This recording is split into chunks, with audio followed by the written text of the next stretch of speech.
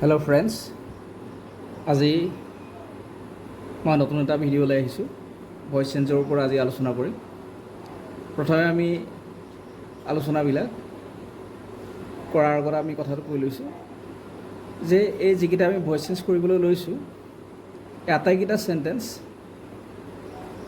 যিটো ষ্ট্ৰাকচাৰত আছে সেইটো হৈছে subject plus PV plus object, আৰু এই ষ্ট্ৰাকচাৰটো হৈছে চিম্পল প্ৰেজেণ্ট টেন্সৰ ষ্ট্ৰাকচাৰ।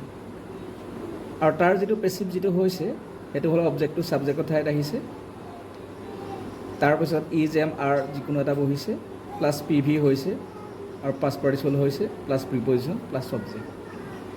এতিয়া প্ৰথম চেণ্টেন্সটো আছে he does not know' me, আৰু this is an negative sentence due to the presence of this not in this sentence. আৰু এই চেণ্টেন্সটো আমি কেনেদৰে কৰিছোঁ, পেচিভত কৰিছোঁ। I am not known to him, I am known to him হ'লে, হি ন'জ মি হ'লে I am known to him হ'ব, আৰু I am not known to him লিখিছোঁ কাৰণ হি ডাজ নট ন' মি আছে, নিগেটিভ আছে। নেক্সট আছে he sells rice, he subject, sells principal verb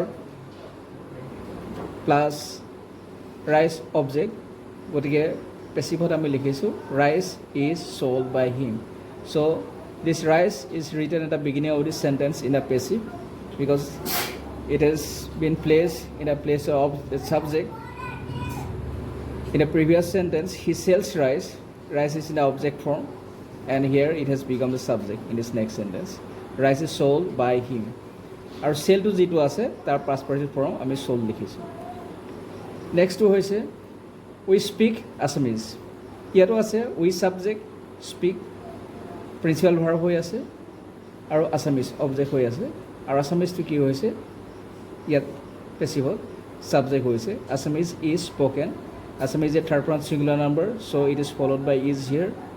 and spoken is the past participle form of speak, আৰু বাইটো হৈছে তোমাৰ প্ৰিপজিশ্যন, আৰু আছটো হৈছে objective form of this pronoun we, us হৈছে।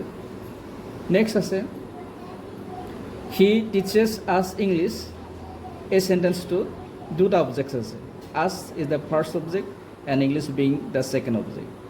চ' for our convenience we should always take the first object as the subject in the sentence in the passive.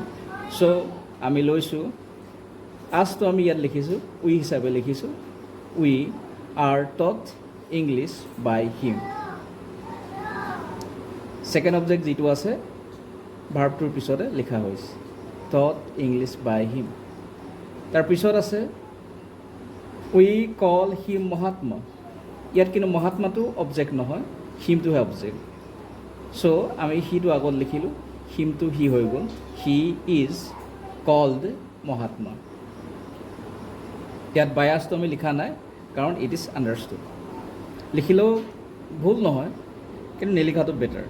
আৰু ষ্ট্ৰাকচাৰটো মই অলৰেডি কৈছোঁ, subject plus principal verb plus object হৈ আছে, আৰু পেচিভত হৈছে অবজেক্টটো subject হৈ গৈছে, তাৰপিছত ইজ এম আৰ যিকোনো এটা হয়, তাৰপিছত যিটো প্ৰিন্সিপাল ভাৰ্ব ইয়াত থাকে এক্টিভত থাকে তাৰ পাষ্ট পাৰ্টিচিপল ফৰ্মটো লিখা হয়, প্লাছ এটা প্ৰিপজিশ্যন লিখা হয়।